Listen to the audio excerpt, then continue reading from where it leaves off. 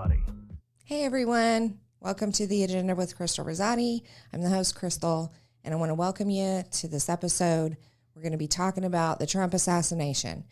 I want to start off by telling you it's been a while since we taped an episode, and part of the reason why is because there were so many things going on so fast. I didn't know when to pull the plug and say, done, let's tape something. So also, I don't want to jump to conclusions and rush like the mainstream media does to report things that aren't actually factual. Silly me. So I also wanted to wait and kind of see what was coming out about it after the fact and as time went by in order to give you the most current information we could. Again, everything's dropping. It seems like daily and even hourly. So new news is going to come out after this. At this point, this is the information that I've done the research on and gathered. I think you're going to find it interesting because a lot of the stuff I'm going to bring to you is not stuff that mainstream media is talking about. It's stuff you may or may not have heard about. So stay with me so we can go through this timeline that I'm going to give you and talk about the different things that have come up in the news since then and even before then about this assassination attempt on our former president that we love so much. So sitting president. He's sitting president. Yeah. I have Josh here as the producer of the show. I'm so grateful, Josh, you're here with me. Turn the camera around. Let them see you. We're not fake news here. That's right. We're not fake news. We bring the receipts, and I'm going to be kind of talking with Josh about this stuff just for more fun because, I've been doing these videos by myself and it gets a little lonely sometimes. And I like to have that camaraderie with the team and with this producer that I can't call him the perfect producer because that's Sterling, but what did Rich call you? The perfect replacement. The perfect replacement producer. Just like Keanu Reeves. That's amazing. So welcome, Josh. Thank you for everything you do for us. It's amazing at Revolver. So thank you. Welcome. Okay, so let's get started. I want to talk, first of all, we're going to put the whole timeline up so you can see it. If you're on audio, you really should go back and watch the video because I got this timeline built. Interesting things we're going to talk through. You can grab a screenshot of it, whatever you need to do, but worked really hard on putting this together, so anxious to get started. We're going to start with prior to 2024. So Thomas Crooks, if you haven't heard, is the one that was the assassin that was trying to take out Trump. He's 20 years old. That in and of itself is kind of shocking that he was able to do what he did, but I want to give you some background on it and on him and his family and kind of who he was. You may have already heard this again, but stick with me because there's going to be things in this that you haven't heard of, so I guarantee it. Both his parents were social workers. Now, that in and of itself, if you think about somebody who's doing an assassination attempt, you would think they would be a little mentally off, right? And to have two parents who are social workers seems a little weird. Did they intervene with him? Did they counsel him? Like, what was going on there in his home life? I don't know. They were both licensed social workers. He was in a BlackRock commercial in 2023. We're going to play that commercial for you real quick in case you haven't seen it. So let's roll that. My name is Brian DeLallo. I teach AP and Honors Economics. Actually, there he is. I just want to make sure that everybody can see that that's the student there. Yeah. Looking up at the teacher. Right under his hand. In Pittsburgh, Pennsylvania. Financial well-being to me is knowing that I can be free to do the things that I love to do. I hope when I retire someday, they say, that guy made this place a special place to come to once more there. Yep. There he is again. School and gave as much as he could to help the community.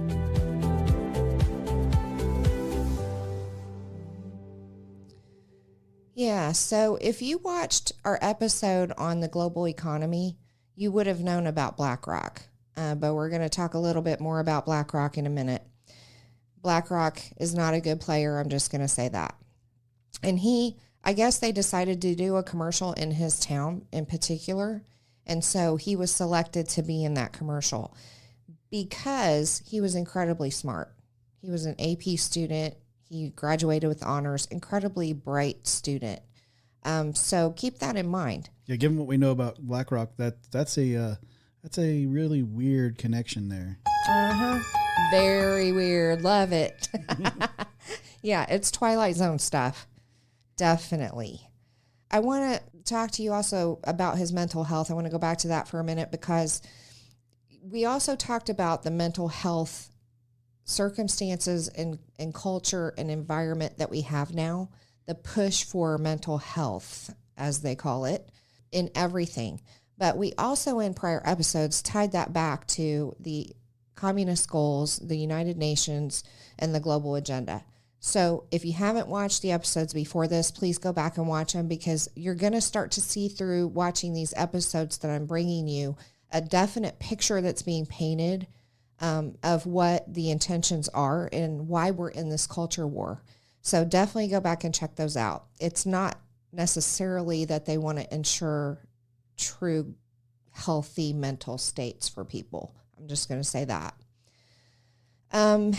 BlackRock is aligned with the UN and Agenda 2030, and they embrace ESG scores. We, again, talked about that in the global economy episode. Just know that for now. And then another thing was that he tried out for the rifle team at his school when he was in high school, and he didn't make it. And the rifle team instructor actually came out and was interviewed and talked about how he couldn't even shoot straight within his lane when he tried out. He shot across like 6 lanes. So he was a terrible shot. So how do you go from that in high school to, 2 years after graduating high school, basically like a sniper sharpshooter? How does that happen? Ask yourself. It's interesting. He did go to the club that was not too far from his home on a regular basis, and would shoot there. And not that would hone his skills all that much, but he did go to that club, and also he was less than 400 feet away from Yards. 400 yards. Yeah, 400 yards. Yeah. He was 400, less than 400 feet. It was about 100 yards. Yeah. It was not okay. that, it was not that far away. I mean, he was very, very close. So with an AR-15, that's a very accurate weapon on its own. He just has to set up the tripod and go. I mean, it really will take care of itself. I don't know. And the wind conditions were, not all that heavy until just after the shot. Yeah. As you can see in the picture behind you. Yeah. Yeah. I just think it's intriguing that he was able to pull that off. And going from somebody who, in rifle club shot across 6 lanes and couldn't even shoot straight in his own lane. I get practice and stuff like that. I wonder how much he did practice because that's a long way to travel. I go to the range a lot. I do, handgun shooting. I don't do long gun shooting, but I have a really hard time thinking that I could go and do that even with a pistol. And I have a lot more history of doing it because I was shooting when I was a kid with my dad. So I don't know. That seems like a stretch. But because he was so smart, maybe that's why. He went to it from an engineering kind of perspective. Who knows? Just something to think about. And then the next thing was he registered as a Republican in the last election. I want to put this on the screen. This is from Reddit. They're a thread for Dumb Hoosiers, which is Indiana Hoosiers. This was in our last primary. And I kept seeing posts like this throughout that time period. They're calling for people as Democrats to go vote in the Republican primary. In Indiana, you have to declare at the time you go to vote, you have to declare a party. They don't do any historical check. So when you go to vote, you can ask for a Democratic ballot or a Republican ballot, either one. And they were encouraging people that were Democrats to go pick up a Republican ballot so that they could vote for people that they knew the Republicans wouldn't support in the end to influence the election on the Republican side. So that's proof right there. I mean, he only voted in as a Republican in the last primary, in the last election. So that's proof right there of what it could have been. And that's not the only time. The last primary was not the only time Democrats called for this. I remember them calling for it when Trump ran the last time because they were trying to get us a different Republican candidate. So crooked, it's cheating, but that's, He almost certainly did do it registered as a Republican as a Democrat, but really as a Democrat because he donated to Act Blue $100. Yep. That's and there's whole record. Stories about Act Blue in there, Josh. Yes, there is. That's a whole other episode there. Yep. So yeah, that doesn't mean anything that he was a registered Republican. Don't let them confuse you there. It literally means nothing. And then another thing was he was known as a loner and bullied in school. I kept hearing that a lot. His high school counselor was interviewed, and he said, so this is interesting. He said that Crooks was alone at times, but he wasn't necessarily what he would consider to be a loner. He had friends. He was bullied, but he did have friends. And the counselor said he never saw anything that Crooks did that would have implied that he was going to do anything like this. He was an AP honors student. He graduated with honors. He never caused any trouble. There was nothing questionable in his behavior, anything like that. Ironically, his classmates were also interviewed, and you can find these on whatever channels you like, YouTube, Rumble, whatever. But his classmates were interviewed as well. And they gave different stories. So some people said that he was definitely a loner. Other people said he had friends. Other people said he was different. He was weird. So they all gave different kinds of accounts of how he behaved. But ultimately, there were no complaints against him. He was never in trouble in school, anything like that. So his school counselor insisted that in the 2 years after he graduated, something significant had to have occurred to send him down this path. He obviously didn't know what, but he definitely insisted that something must have happened in those 2 years since he graduated for him to do this, because he wouldn't have done it otherwise. I want to go back to the BlackRock connection. We're going to talk a little bit later about something called Austin Private Wealth.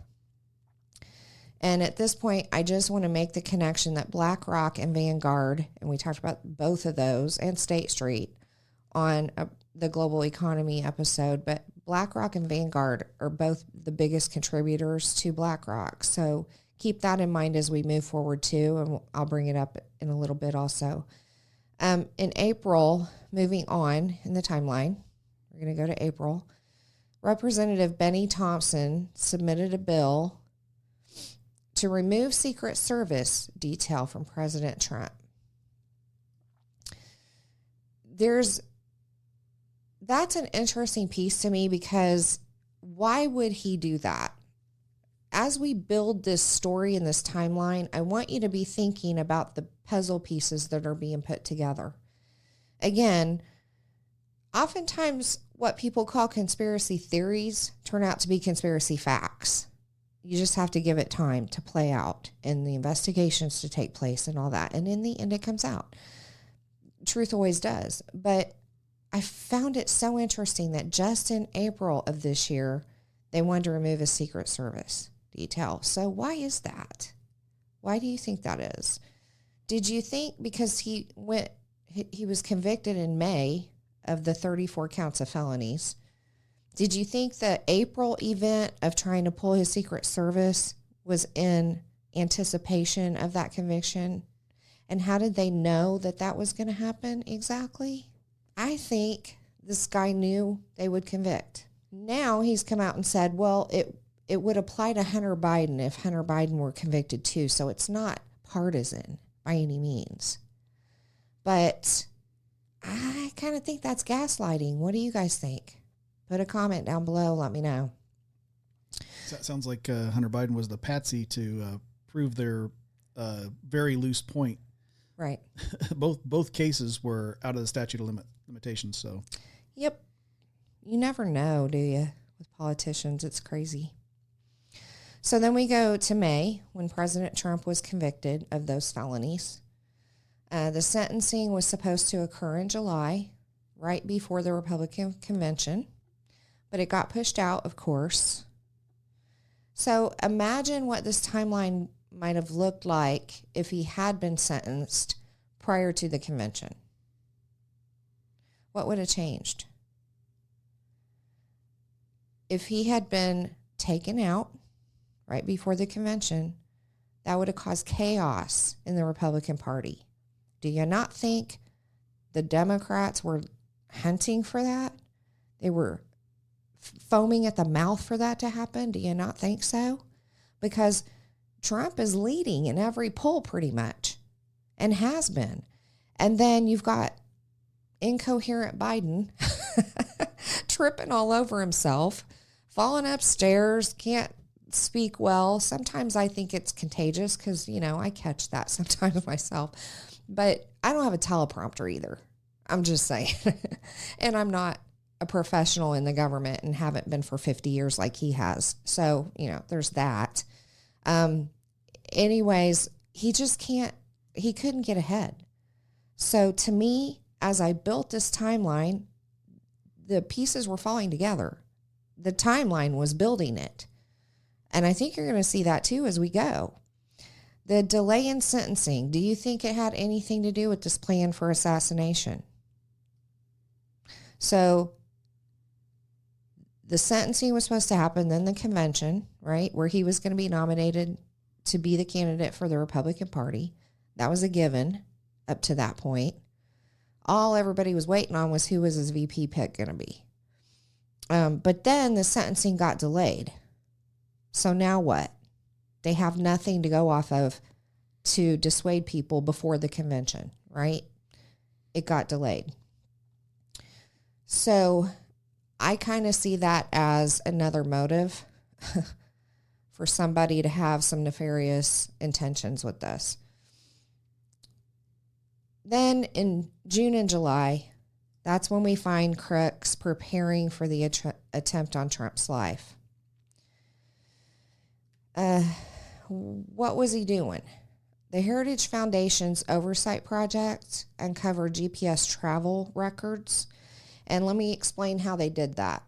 They took the GPS records and they looked at devices that were found at his home and work repeatedly. Obviously, there's an IP address attached to that, right? So they found a data set of a device that went repeatedly from his home to his work and back home and back to work and back home. Nobody else besides him would have done that, logically, just him. But they haven't been able to tie it to him because he seemed to have a second phone. Why would he do that? Also, based on that GPS info, if you want to put that map up, Josh, do you not find it interesting that that device was found in D.C. near the Secret Service headquarters in June of 2023? That same device. Another strange connection. Mm-hmm. Things that make you go, Right? So they can't say it was him, but I'm pretty sure the evidence points to him with this. And there's also another report that he also was in Boston area. That device was, let me clarify that. That device that we think was his was in the Boston area too, which is also near government agencies, right? Yeah, the phone that took them forever to actually unlock because they said it was so super secure that neither Secret Service or FBI could get into it. Right. So, there's that also. It just seems so ironic, doesn't it? All of these pieces that are fitting together. Something else that was interesting was a week before the attempt, Iran issued a threat. The New York Post, Washington Post, Wall Street Journal. So I'm not pulling conservative sources. I told you I was going to bring the receipts. Those three and more reported that Iran is trying to keep President Trump from winning by interfering in the election. You can Google it. There's articles out there already from those sources and more. So think about it. Why would that be? Trump had an agreement with Iran under his administration that kept them from advancing their weaponry, kept them at bay. And Biden, when he took office, almost immediately canceled that agreement, allowing Iran to build up their military. Okay? Based on history, Trump, if he wins, was going to go back and reinstate that agreement and try to keep Iran from building up their weaponry and their military. They know that. They don't want that. So they issued a threat and tried to interfere in Trump's election. 3.5 years they've had to build up their military. They know Trump will destroy it again, and they do not want him to win. Okay, so now we move to the day before the assassination attempt. Crooks bought a ladder at Home Depot. Now, could he have just bought a ladder at Home Depot? Yeah, he could have just bought a ladder at Home Depot. Just like it could just be ironic that Iran issued a threat a week before. It could be so ironic that, this device was found near the Secret Service and, by the way, the FBI headquarters in D.C. These could all just be irony. Do we want to watch the video on Iran issuing the threat? Oh, yeah. Let's throw that up. Let's go back to that.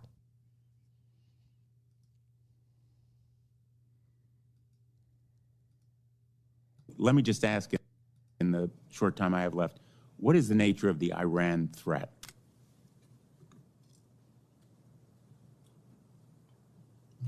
I'm sorry, Senator. This is the new head of the Secret Service, by the way. What is the nature of the Iran threat, the threat to former President Trump that has been mentioned? Well, we know that, let me be clear here, the terrorist regime of Iran have been targeting people, our country, for many, many years now. We've talked about that here before. I want to be clear about that. From the FBI standpoint, we know publicly they've targeted former President Trump. They've called for his assassination along with other current and former government officials. That's public information. It's well known to everyone. A specific or imminent threat on July 13th? We have no information that there are any co-conspirators or that foreign or domestic, including Iran, related to this. But we're not, I want to be clear, we have no evidence of that. We're not ruling anything out. We're looking into all possibilities and leaving our minds open to that. Was that on the minds of the Secret Service on July 13th, that there might be some threat from Iran? Sir, as Deputy Director Abate just said, we're aware of the public sentiment and statements of the government of Iran to do harm to Donald J. Trump, and we use a threat-based model. So there you have it. I mean, they're talking about it at the Secret Service. They were aware of it. It's been publicly announced, targeting Trump specifically. So why was their detail so light that day? I don't know. It's a good question. Also, I want to say kudos to Senator Blumenthal, and you don't hear me say that right. Yes. So turn the camera around, Josh. So good at asking the questions. I'll reserve it for the long things, but so good at asking those questions. So I just wanted to add that real quick. Yep. Yeah, that's a good point because Blumenthal is a Democrat. So thank you for taking that issue on and spearheading it and calling it out. We really do appreciate it. And we want to say good when there's a point to it, when there is a reason for calling out the good. We don't just think every Democrat's bad and every Democrat has a nefarious intent all the time. That's not the point. Your Democrat leadership, you should question, just like the Republican leadership should be questioned. But again, I don't know. We didn't do an assassination attempt or have any desire to do that. We have a viable candidate. So there's no reason to do that. Anyways, did I say that out loud? Hate that. Back to the ladder. So the day before the assassination attempt, Crooks bought a ladder at Home Depot. Like I said, could he have just bought a ladder? Sure he could. Sure he could. It's just ironic. But it brings me to question, did he already have a plan in place the day before? Because the reports we keep hearing about were that he went early that day, the day of. But that seems to imply to me that he had something planned even before that. He supposedly was looking the day of for a place to hang his hat, so to speak. But he already bought the ladder the day before. Now, he didn't end up using the ladder. From what I understand, he used an air conditioning unit that he climbed up on. So maybe he figured out that, a bicycle wasn't a good mode of transportation to carry a ladder and a backpack with an AR-15 in it. I'm just saying. It could be. I just, again, wanted to say that was kind of interesting to me. The Secret Service has been exposed at this point. They didn't have the staffing that they needed that day. In fact, they were understaffed, and some of the agents that were there were actually investigators with desk jobs that they pulled into the field that were not field agents. Probably the lady that looks like Melissa McCarthy that's trying to struggle to put her gun back in her holster might have been one of those investigators that had a desk job. I don't know. Looks like it's Pat. I know, right? It was like watching a Melissa McCarthy movie. And I like her, just saying. But anyways, they weren't field agents. They were deficient. It was also said that they purposefully staffed more women at that event because their overall number one goal, not just at this event, but as Secret Service, as soon as Kimberly Cheadle took the position of director, was DEI. And at this particular event, they chose a lot of women to go because they wanted to make a show of it. So, there's that. Think about that iconic picture behind me where his head and shoulders and torso, upper torso is exposed. Why? Because the woman is too short. She can't cover him. And who does that? Who puts somebody like that in a place of protecting an iconic person like this when you're not able to protect? She needs a stepladder to even cover him. It makes no sense. There's another photo of them all gathering around him, and then one of the women who completely missed him, and she's ducking. Mm-hmm. And they show two arrows in the distance between the men and her, and then someone wrote in there, wage gap. Oh, that's kind of funny, actually. There might be some merit to that. I don't know. I'm just saying. So the Secret Service, though, they had an excuse that they partnered with local police, and the local police were supposed to be responsible for the outer perimeter, which is outside the fence, which is where the building was that the shooter was on. Now, a couple of things about that. First of all, the local police testified in interviews and stuff that the Secret Service didn't even show up to the briefing that morning with them. In addition to that, Secret Service shut off the comms. They weren't on the same comms as the police, so they couldn't communicate with them. You think that was intentional? I'm thinking at every other event, they make sure those things happen. If they're going to cooperate with other law enforcement agencies, they make sure all that's covered. But not that day?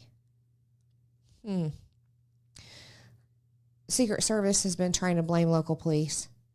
Local police are coming out and exposing, and they have the receipts, by the way. Local police are showing the receipts against Secret Service.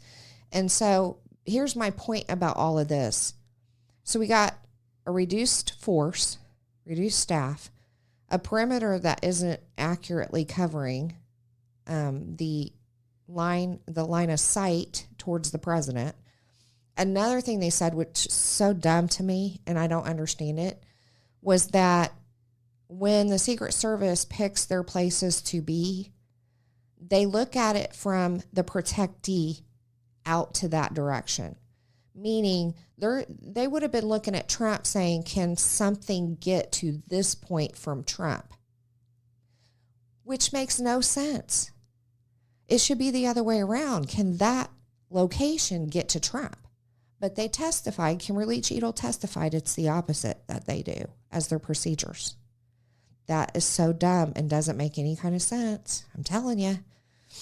And then I just think all this is way too convenient. It's way too convenient. All right. So the next thing is Crooks posted on a gaming site the day before, and his exact quote was, July 13th will be my premiere. Watch it as it unfolds.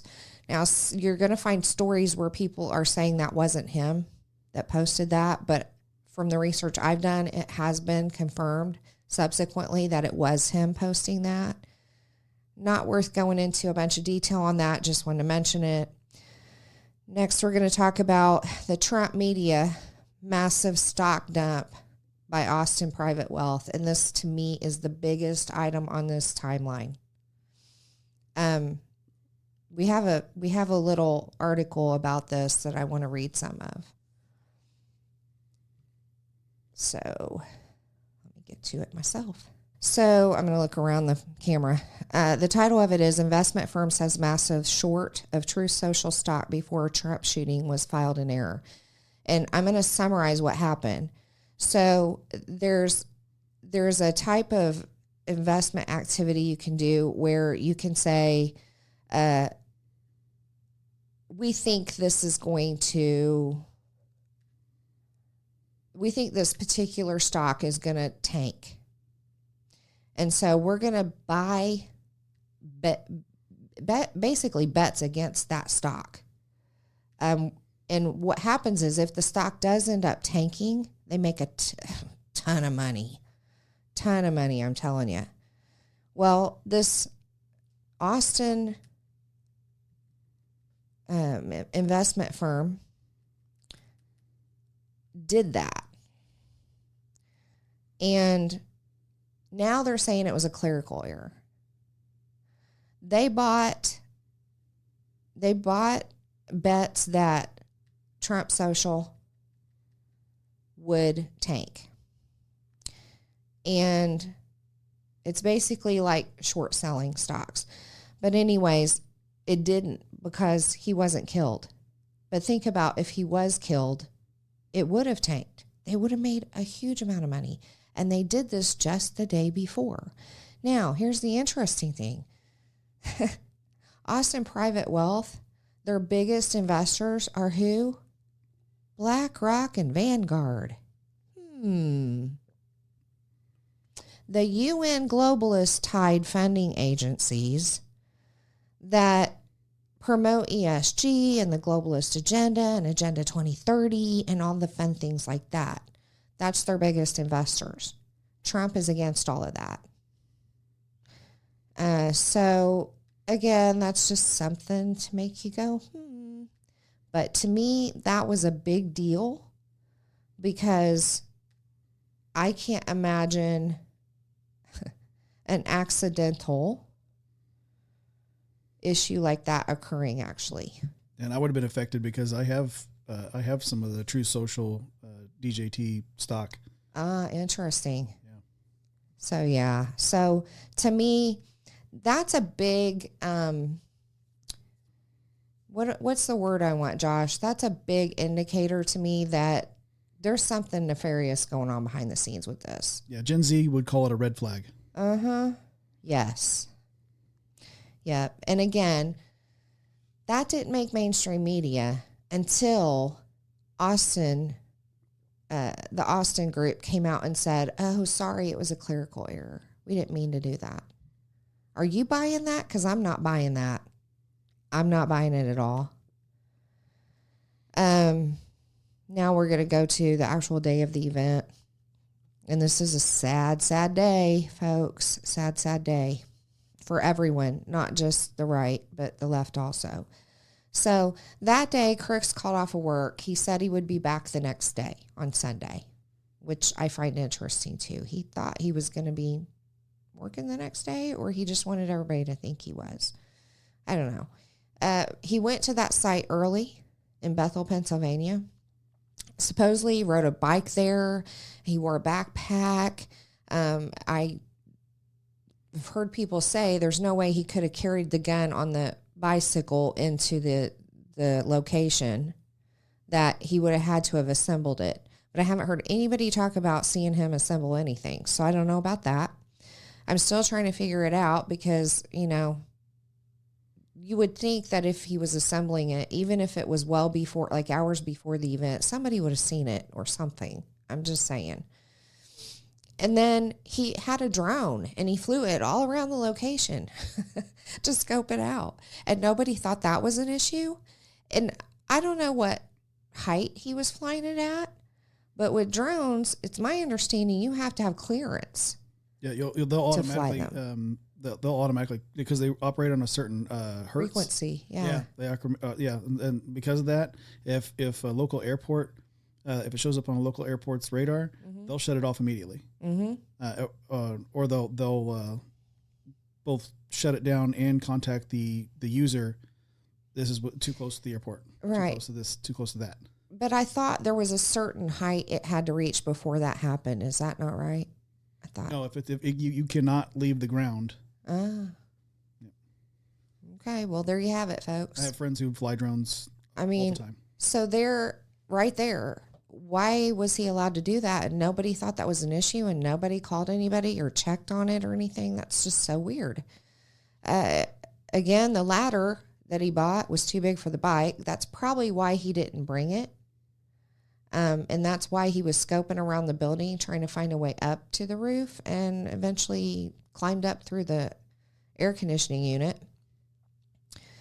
I still go back to, with all of these conditions being in place, how did he know to pick this particular event?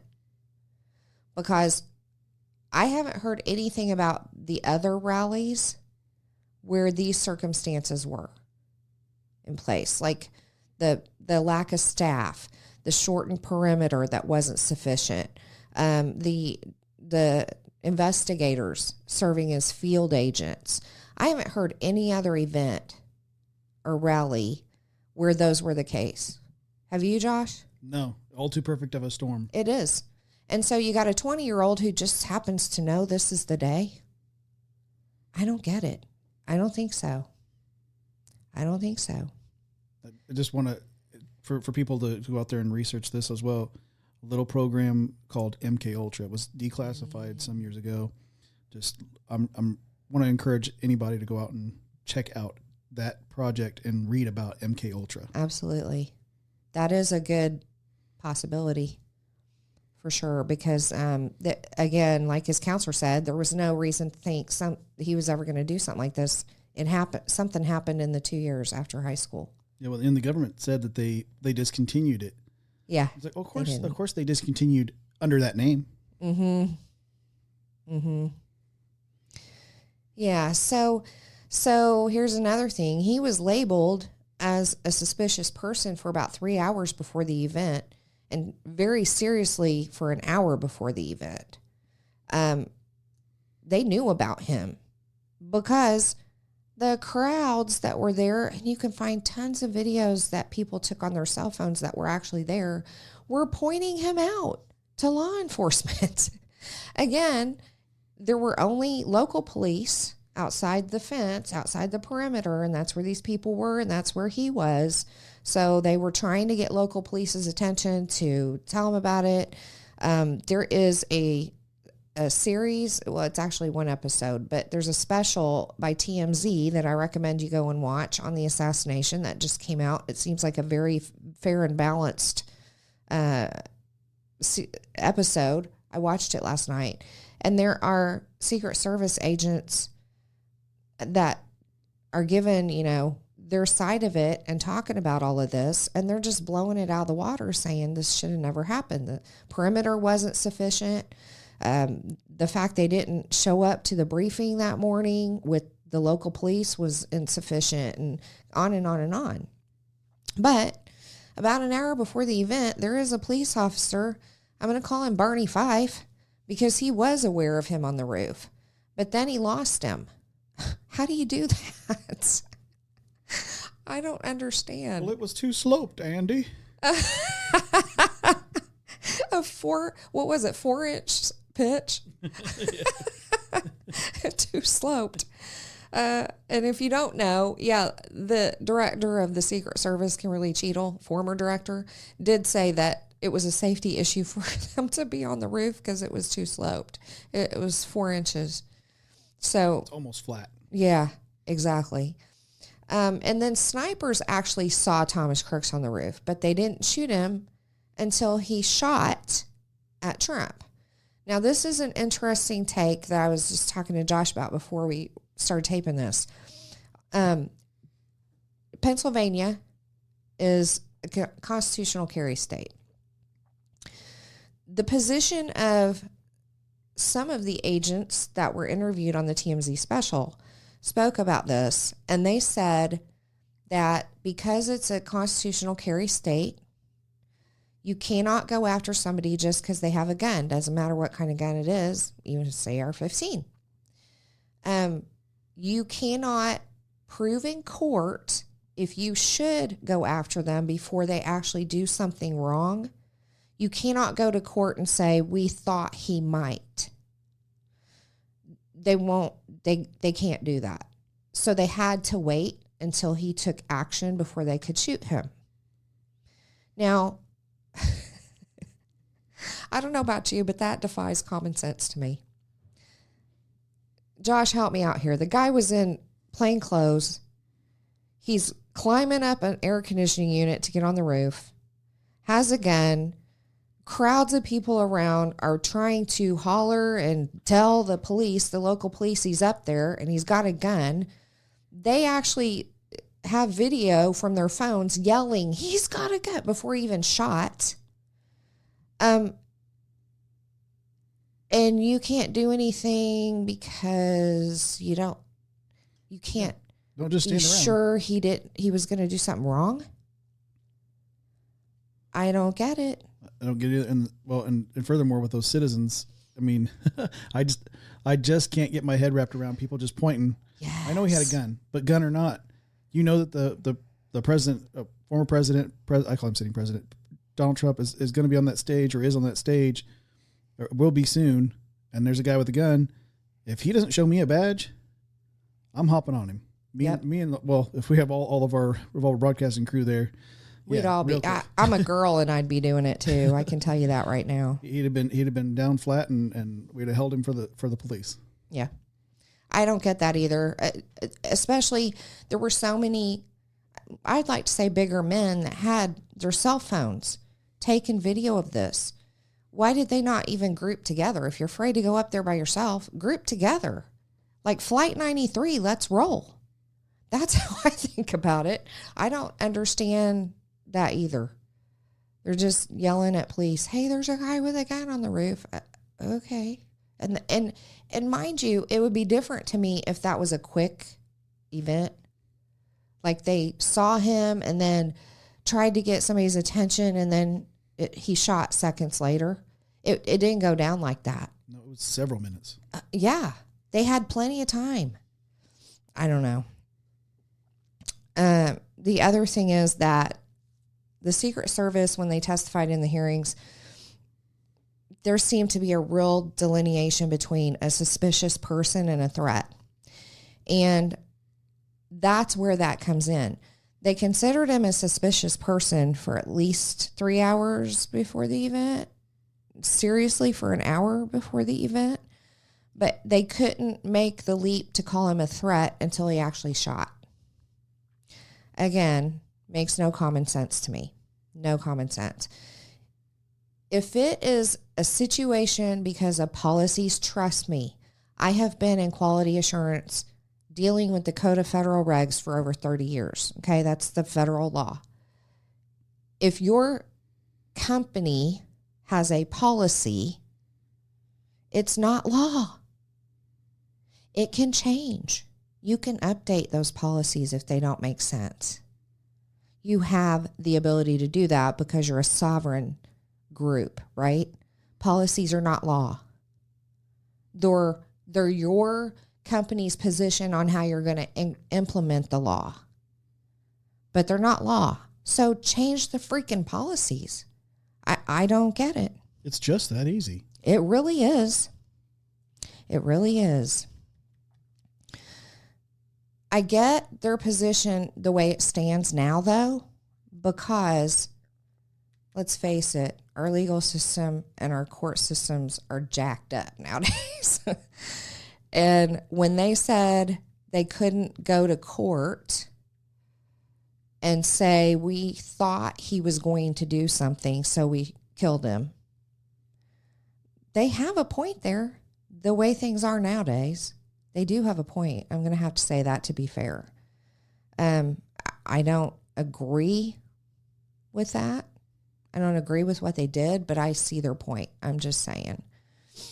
So it's a sad state of affairs. Okay, and so then Cook's parents actually called the police earlier that day too to report him missing and, share their concern. I haven't read a bunch of detail on this, so I don't really know, but that doesn't make sense to me either. He's not in high school or middle school. He's not under their care. He's an adult. He's 20 years old, been out of high school 2 years, full-time employed as an administrator at a nursing home, which seems to also be somebody who would be caring, maybe. I don't understand why his parents did that, because the only time he would have been known to have been missing, per se, is because he called in sick to work that day. Now, the reports are that he did ask his dad if he could borrow the long gun, and his dad said yes, and he told him he was going to go practice with it. I don't know if that happened the day before or exactly when that conversation took place, but they would have known he had the gun, but still, he'd only been, quote, missing for a few hours at that point. He just didn't go to work. And I can tell you, with my adult kid, if they didn't go to work that day, I wouldn't think anything different about it. I'd be like, oh, maybe they weren't feeling well. But they clearly had some trigger, forgive the pun, to cause them to call the police and report him missing. So, again, something isn't adding up. They were social workers. They knew him. It's really sad that a social worker family had this happen with their own kid. It doesn't give me a lot of faith in it, unless something like what we said, MK Ultra was involved, or perhaps, that trip to DC, something happened the year before. So it's just odd to me that his parents called. So then we have President Trump, who was shot.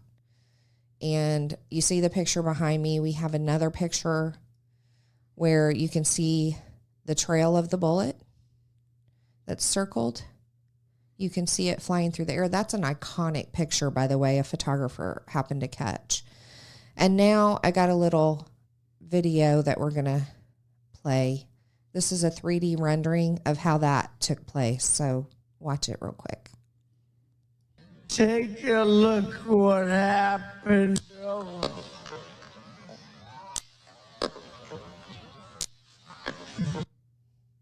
For you listening on audio, it's a really cool little short video. I encourage you to go look it up, but it's a 3D rendering of his actual face while he's speaking in slow-mo. And then there's an image below it, and it shows the movement from like the top of his head looking down and the bullet grazing his ear, and how close that was and how it could have been so much more devastating. And of course, we can't go without mentioning Corey Comparator. I think I'm saying that right. Yes. That was such a sad situation. On that same TMZ video, I'm going to recommend it again. His wife, I never saw videos of his wife and his kid, but I did on there.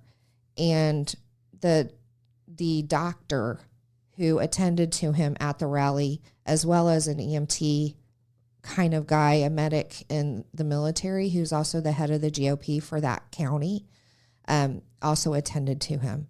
And they speak about how devastating it was and the events that occurred. So shout out to Corey's family. I'm sorry for your loss. If you happen to see this, we all need to pray for them. But that takes us to what have we learned since then? Now we're going to get to some more interesting information. After the fact, we found out that, first of all, Biden, I have to say President Biden to be fair, did not issue any kind of statement for days. And I find that really despicable. Even Bush, when 9/11 happened, was immediately involved. Biden was in his basement somewhere. I don't know. I just think it was disrespectful. And that's just me. Crooks had no social media presence whatsoever. I find that very weird. It had to have been scrubbed.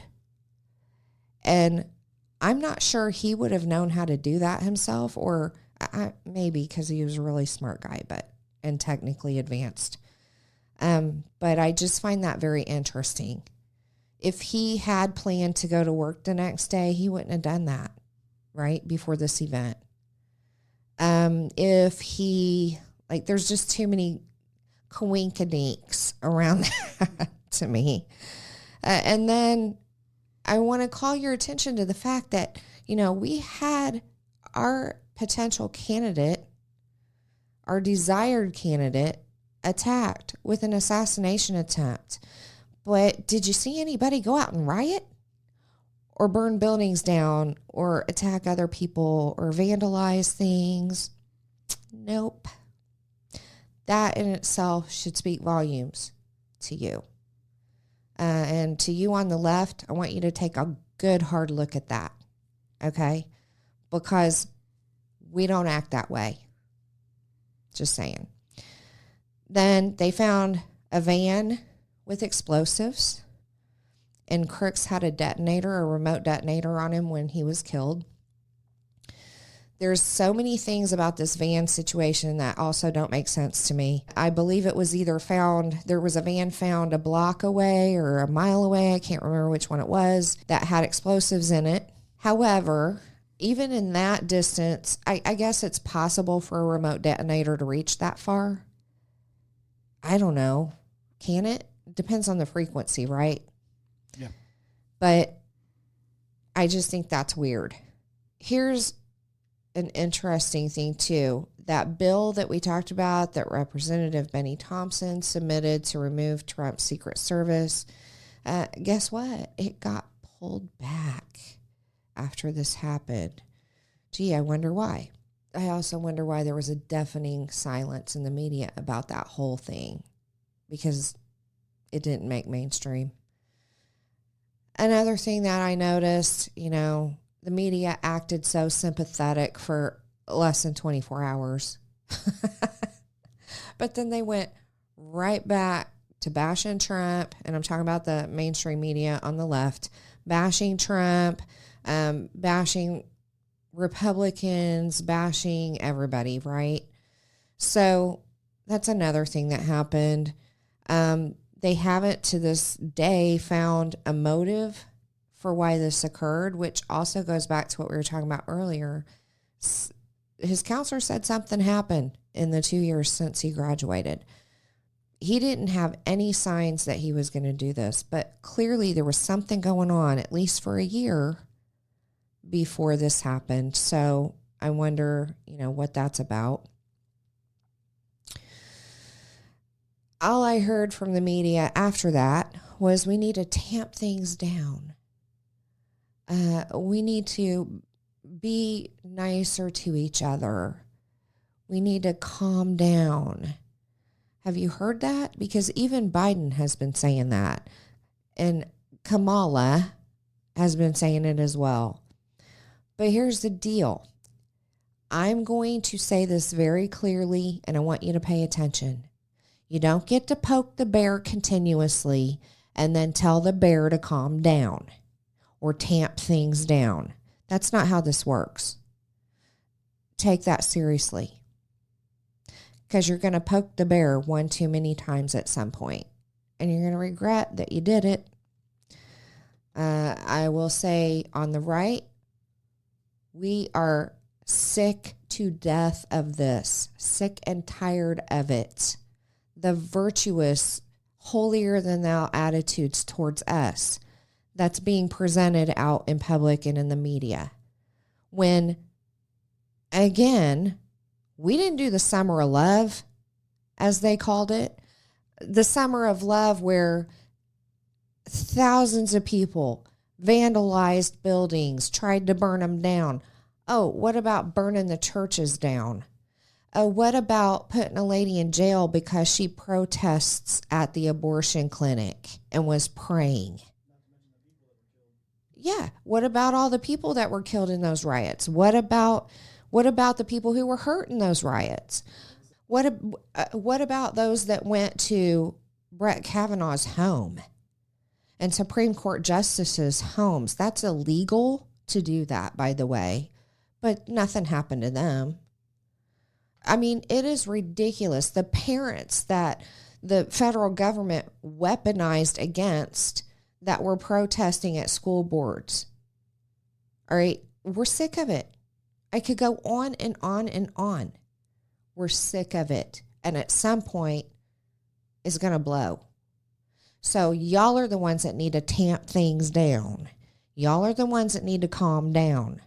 We're already calm, as evidenced by the fact that we haven't had any riots or burning or vandalism or hurting people since this happened. Okay, so there's that. That's right. That's right. Luckily, the Secret Service director, Kimberly Cheadle, resigned. But then they put a new guy in, and I just find it funny that they replaced her with a man. How funny is that? That DEI didn't work out so well, did it? Anyway, she resigned. They replaced him with a man. At first, he was denying, involvement. He didn't have any answers, just like she didn't have answers. They were deferring, just like Karine Jean-Pierre defers all the time. I have to defer you. I have to defer. She says it all the time. She has no answers. They were doing the same thing in the hearings. However, the local police, like I said, have come out with receipts and called them on the carpet, and they had to admit it. So the new director of the Secret Service has admitted that it was a failure and has promised to beef up the security and all that. In fact, they did beef up security after this occurred already, like right after. And they had been denying. So Trump's team, I forgot to tell you this, Trump's team had been asking for beefed up security from Secret Service. There were many, many denials to that before this ever occurred. Likewise, Kennedy had also been asking for Secret Service protection, period, because he didn't have any. Also denied many, many times. Well, guess what? Since this happened, Kennedy got Secret Service protection, and they beefed up Trump's detail. So at least those are some good things that came out. But this whole thing could have been so much worse. It's just ridiculous how it all went down. Like Trump said, fight, fight, fight. And we, the people of law and order, by the way, will fight legally and lawfully to the extent that we can. That's what he asked for, and that's what we're on board for. We are not going to let the left take us into a total destruction of this country and totalitarianism. And if you want to argue the totalitarianism aspect, let's go. I'm ready. Because it is not President Trump who's being a totalitarian.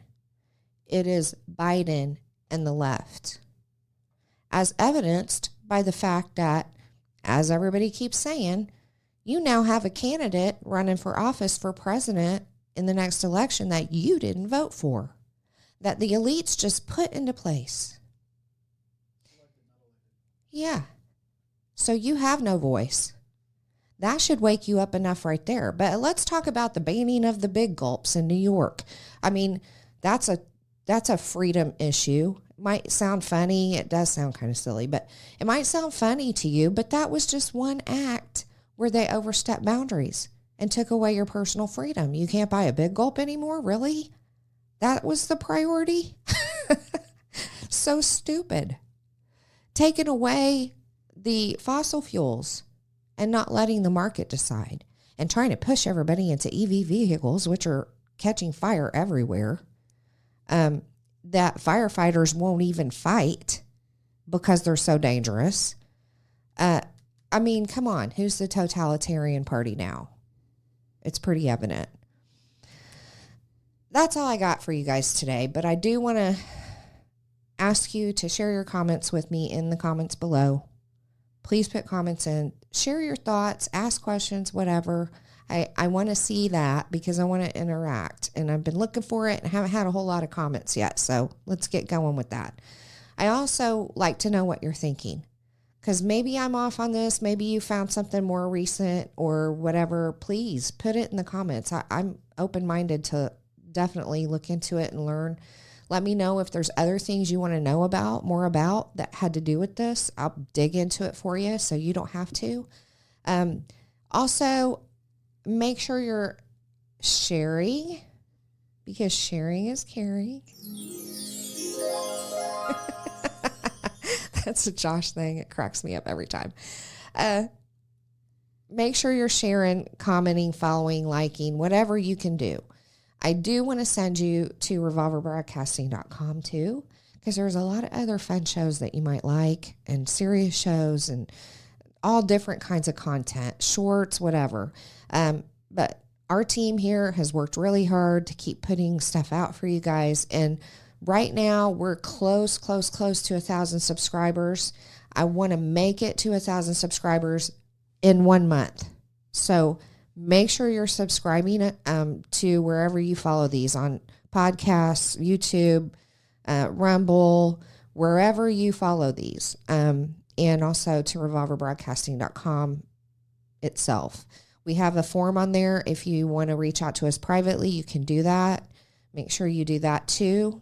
And we also have a really cool store. Josh, I don't know if you have any of the t-shirts ready, but I have one on myself. I don't know if you can see it. Yeah, that's the Trump fight shirt. The Trump fight shirt. Fight. And we have a Trumpomania shirt we just released. We have a weird shirt because, you know, they want to call us weird now, which I think is so hilarious because before, what were they calling us? Extremists? Yeah. Yeah, they like to call us extremists, but now we're just weird. That seems like a upgrade. I'll take it. I know why they do that, though. I figured it out. Because they can't for the life of them figure out why we haven't rioted and vandalized and hurt people over this assassination attempt. They can't figure it out, so it is weird to them. I think that's it. What do you think, Josh? Yeah, because we think with our brains instead of our emotions. Yeah, and we fight fair.